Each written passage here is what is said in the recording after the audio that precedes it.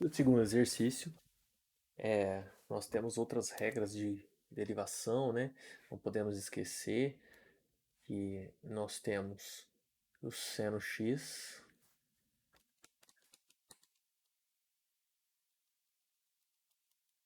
o cosseno x, a tangente x. Lembrando que a tangente na sua calculadora pode estar escrito como tan e o seno pode estar escrito como sin. Também, se você quiser usar tudo como seno e cosseno, a tangente ela é o seno x sobre o cosseno x. E se estivermos falando de calculadora, ao invés de seno, vai estar escrito sin. Temos também algumas outras coisas para derivados. Às vezes a gente precisa fazer algumas alterações na função e a gente tem que olhar todas as alterações possíveis. Então nós temos também, por exemplo, o contrário da tangente. Se eu tiver, por exemplo, 1 sobre tangente x, é a mesma coisa que a gente colocar o contrário disso, cosseno x sobre seno x. Aí tem umas contas para chegar nesse resultado, mas é coisa bem simples. E isso daqui, 1 sobre tangente x, o contrário da tangente, a gente chama de cotangente x. Na sua calculadora pode estar escrito como cot, ou no seu software, mas usar cosseno sobre seno sempre dá certo. E da mesma forma que temos o inverso da tangente, temos o inverso do seno, que nós chamamos de cossec, cossecante.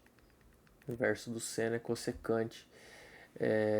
Nós vamos marcar no software como 1 sobre seno x. No caso, se estivermos falando sobre algum software em inglês, ao invés de cossec, você vai ter essa inscrição assim, ó, CSC.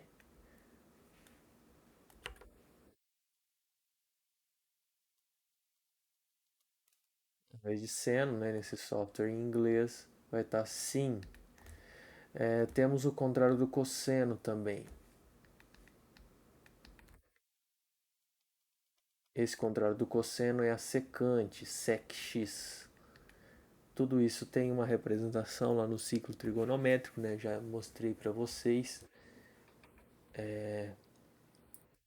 Que mais? Nós temos a secante, a cossecante, a tangente, cotangente, seno e cosseno. É isso mesmo. E cada uma dessas tem uma derivada própria. Se você deriva o seno x, o resultado é cosseno x. Se você deriva o cosseno x, o resultado é seno x. Se você deriva a tangente x,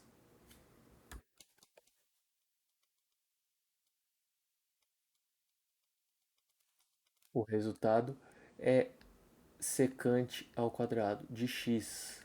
Se você deriva cotangente de x, o resultado é cossecante. Lembrando que depois eu falo sobre os sinais, tá?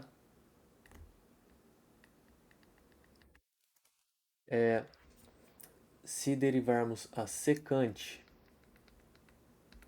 o resultado é sectangente. E se derivarmos a cossecante, o resultado é cossec cotangente.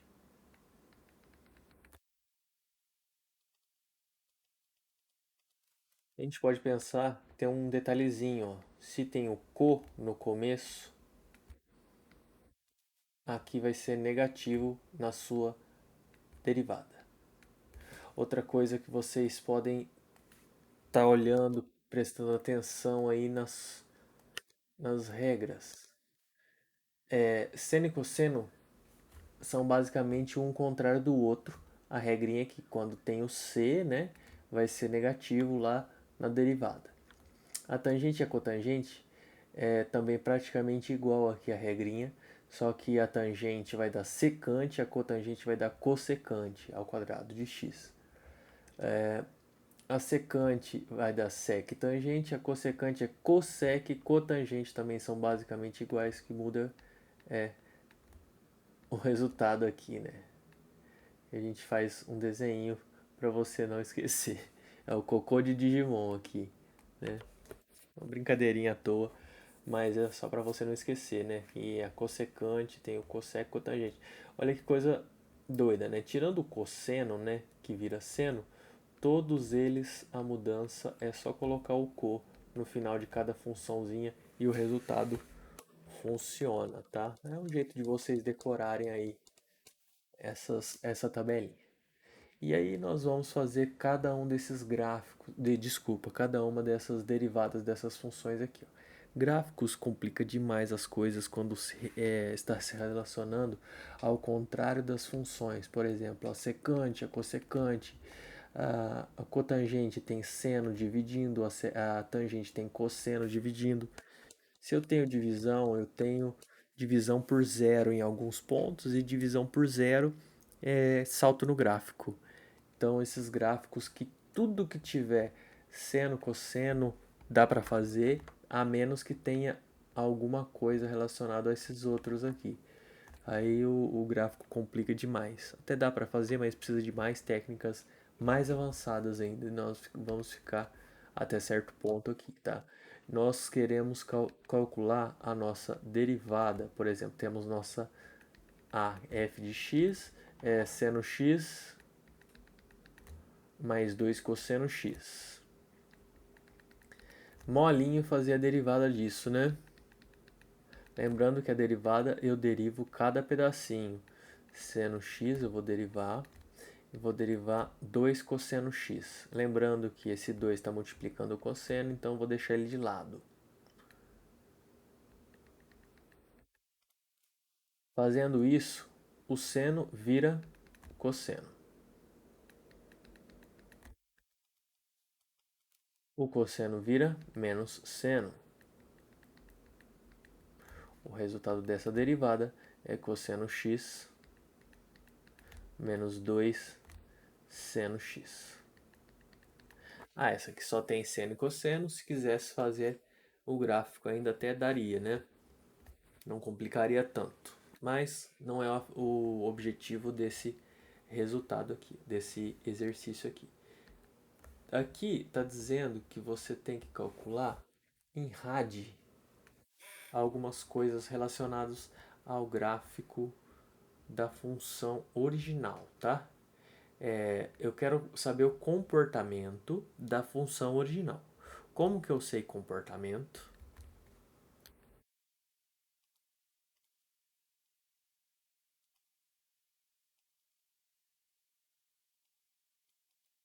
É o sinal da derivada.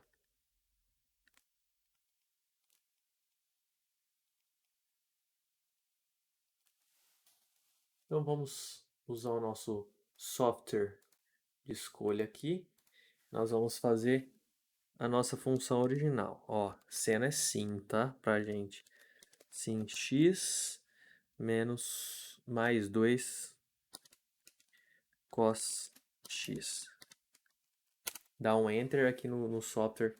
Ele vai até dizer para você o gráfico da função, né? Dá perfeitinho.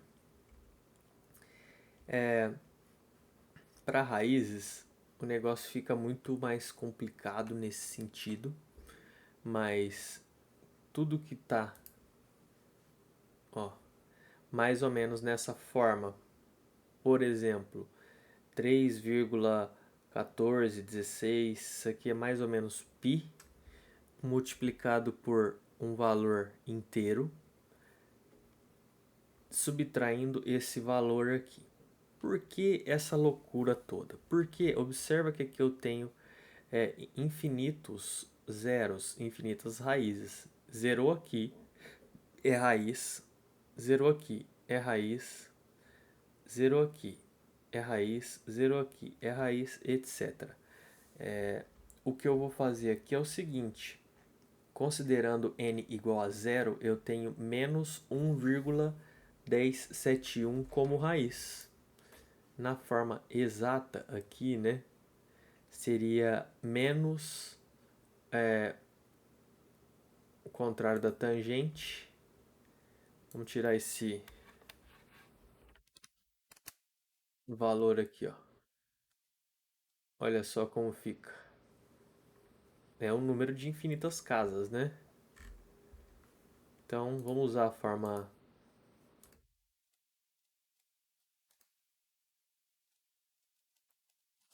Voltamos. Vamos usar a forma simplificada dele mesmo. Se eu quiser uma raiz aqui da nossa função, é esses valores aqui, ó. Eu vou trocando o n por 2, então é 3,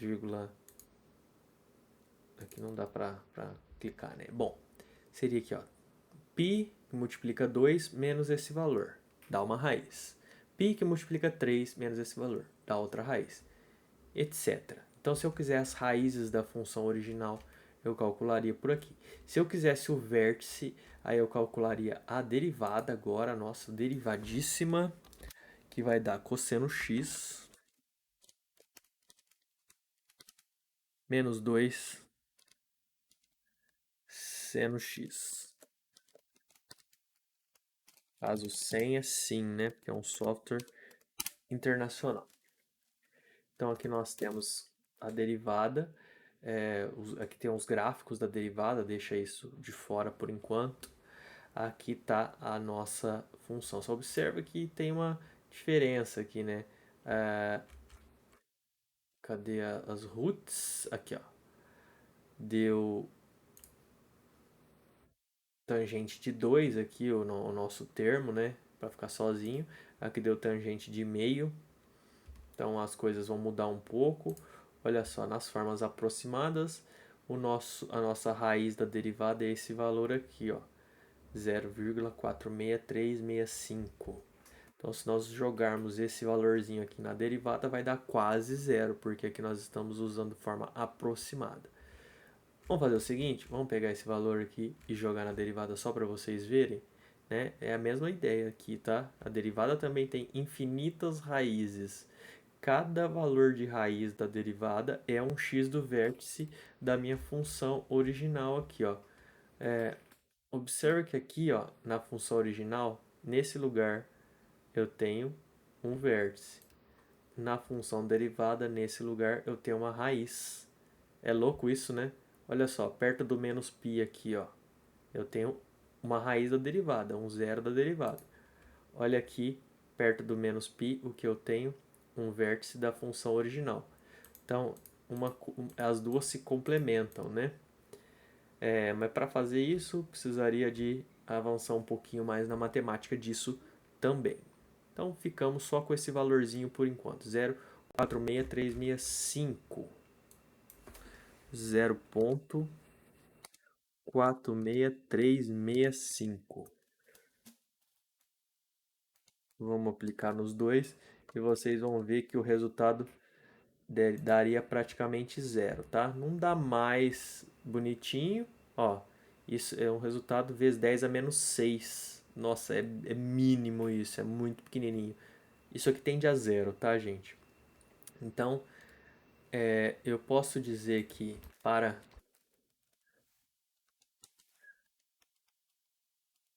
x igual a 0,46365, acho que era isso o valor. Vamos só conferir de novo.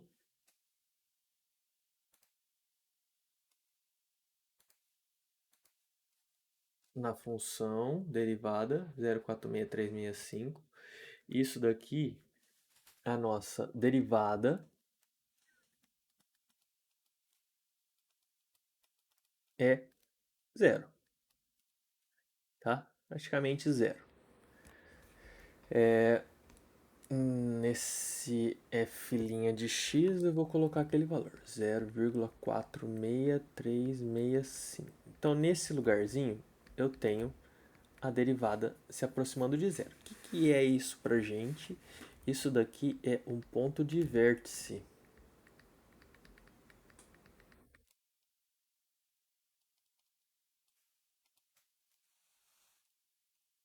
Beleza.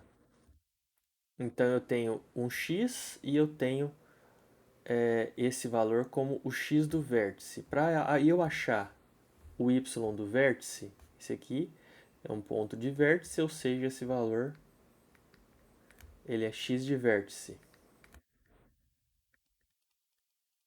Para achar o y desse vértice, eu vou jogar esse valor aqui na função original agora.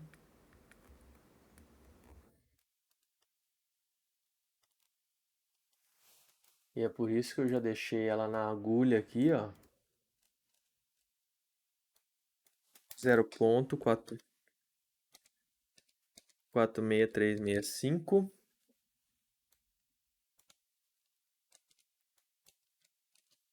e o valor deu 2,236.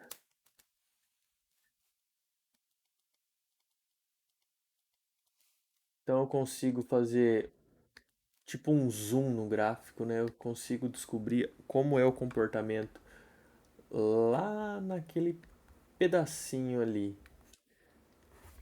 Eu pego o valor 0,46365, vou cruzar ele com o valor 2,236.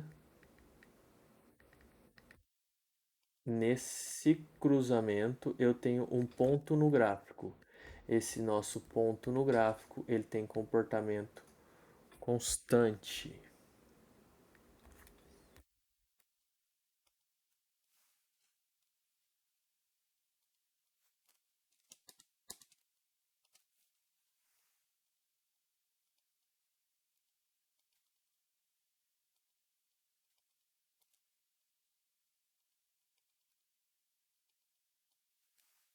E aí nós conseguimos descobrir que esse é um ponto de vértice, né? No caso foi nós fomos atrás desse número, né? Ele não caiu no nosso colo, porque isso é uma coisa bem custosa de se encontrar. Bom, mas nós temos os softwares para isso também, né? Já sabemos que essas contas nossas aqui são todas corretas conforme os gráficos que a gente olhou, né? Que a gente foi atrás. Então, para o x igual a esse valor, nós temos o f' de x igual a zero, ou seja, aqui nós temos um ponto de vértice. Agora, por exemplo, vamos pegar outro valor. Colocamos x igual a 0,46365. Mas vamos um valor aleatório para x igual a 2, por exemplo. X igual a 2, quando estamos falando de valores de seno e cosseno, nós lembramos dos radianos. Em relação aos radianos, nós temos que π ele está relacionado com 180 graus em uma volta. Né? Coisas cíclicas podem ser relacionados a voltas em uma circunferência.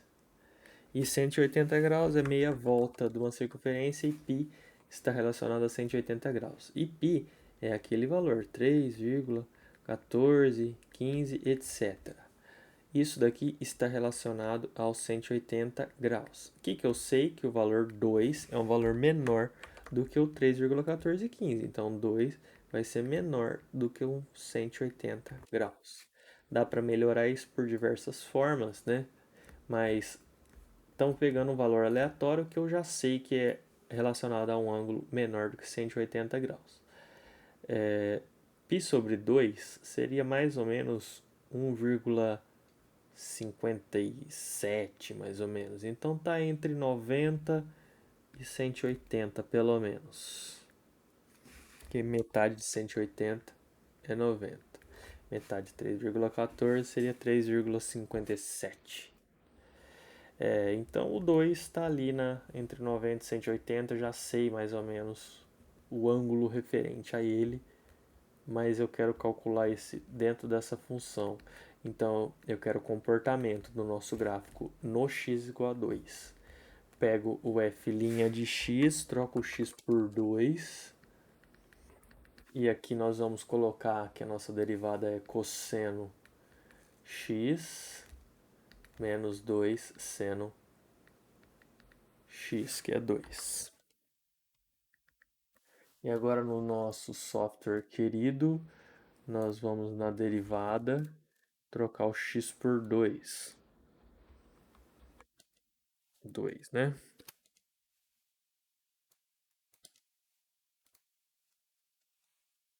E aqui o resultado deu menos 2,234.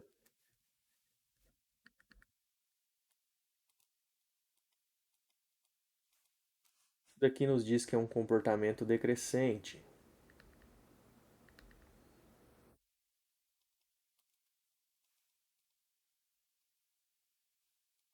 Isso daqui foi um exemplo aleatório que eu dei para vocês sem olhar o gráfico.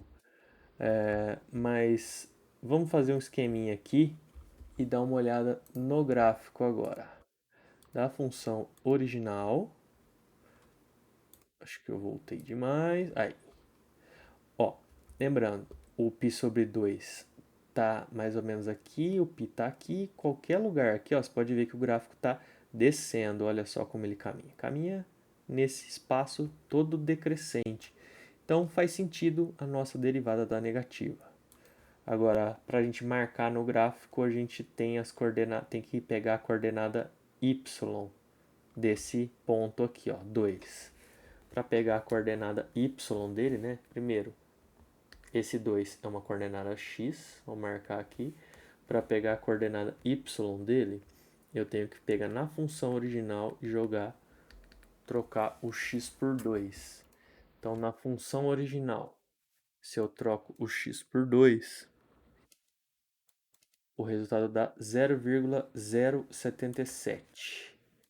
Então, aproximadamente 0,077. Deixa eu dar uma olhada para ver se eu não tá isso mesmo. É essa aproximação. Vamos lá. Então, o que quer dizer? Ali agora no 0,077 eu vou fazer um cruzamento e aqui eu tenho um ponto. Ah, eu não sei como é o gráfico disso aqui. Só que eu sei que nesse ponto o meu gráfico está descendo. É isso que a derivada diz pra gente. O próximo vai ser um valor menor do que 0,77, tem um comportamento decrescente aqui para a direita, tá bom? É isso que eu pretendo, que eu espero de vocês com relação a esses exercícios aqui, tá? Marcar alguns pontos em um grafiquinho, olhar com relação ao seu comportamento. Eu quero que vocês olhem esses. Faça a derivada, precisa calcular a derivada usando as regras, tá? Não é derivada direto por software também. Eu quero que vocês consigam fazer isso. Usar o software é necessário, vocês precisam fazer, né? Usar o software na vida de vocês, o software é essencial. Mas eu quero que vocês também consigam fazer alguma coisa sem precisar. Vai que uma hora tem uma guerra cibernética, vocês ficam sem software, sem computador também, né? Precisamos nos apoiar em tudo. Então, um abraço a todos.